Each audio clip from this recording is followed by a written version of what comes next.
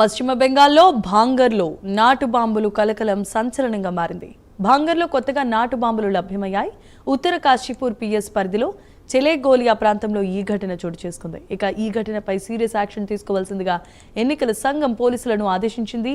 ఈ నెల 29న రెండో దశ పోలింగ్ ఉన్న నేపథ్యంలో బెంగాల్లో నాటు బాంబుల కలకలం రేపటం సంచలనంగా మారింది. ఇదే అంశానికి సంబంధించిన మరిన్ని వివరాలను మా నేషనల్ బ్యూరో చీఫ్ కళా అందిస్తారు. కళా, చెప్పండి.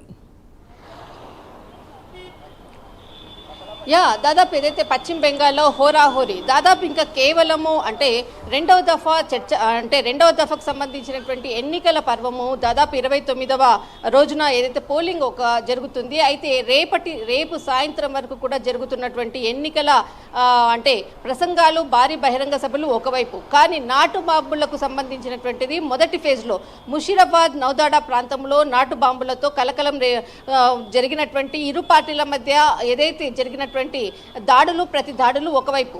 అనంతరం ఈరోజు మరొక కీలకమైనటువంటి ప్రాంతము రెండవ ఫేజ్ జరిగినటువంటి ఇక్కడ ఉత్తర కాశీకి సంబంధించిన బాంగర్లో ఈరోజు ఉదయం అంటే కీలకంగా ఒక బ్యాగులో దాదాపు 9 నాటు బాంబులు ఉన్నట్లు కూడా అది పోలీసులు కూడా గుర్తించారు. దానికి రెస్క్యూ టీంని తీసుకొని వచ్చి ప్రత్యేకమైనటువంటి స్థలంలో వాటిని తీసుకొని వెళ్ళి వాటిని అంటే తనిఖీలు ప్రారంభించారు. అయితే ముఖ్యంగా ఇక్కడ దీనికి సంబంధించినటువంటి నాటు బాంబులకు సంబంధించినటువంటి పూర్తి సమాచారాన్ని ఐఎస్ఎఫ్కి సంబంధించిన వాళ్ళు పోలీసులకు కూడా సమాచారము ఒక కీలకమైనటువంటి వ్యక్తి ఇవ్వడంతో ఇది బయటపడింది. దీనికి సంబంధించినటువంటిది అక్కడ ఉండేటటువంటి ఒక ఇంట్లో సంచులు అంటే నాటు సంచులకు సంబంధించినటువంటి ఒక బ్యాగ్ ఉన్నది. దానికి సంబంధించినటువంటి వారిని కూడా కొంతమందిని అదుపులో తీసుకోవడం జరిగింది.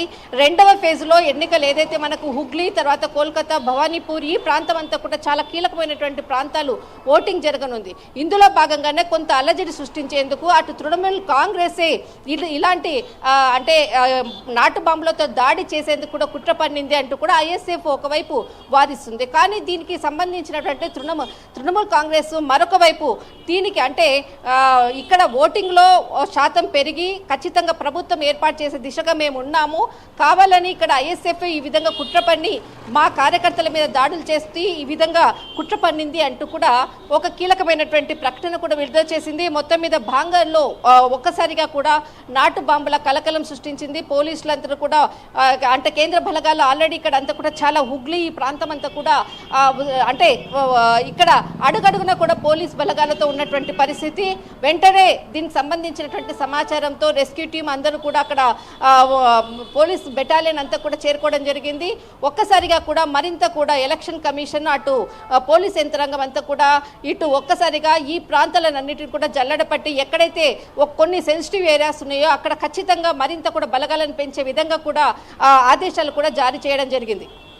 Right, thanks for the updates.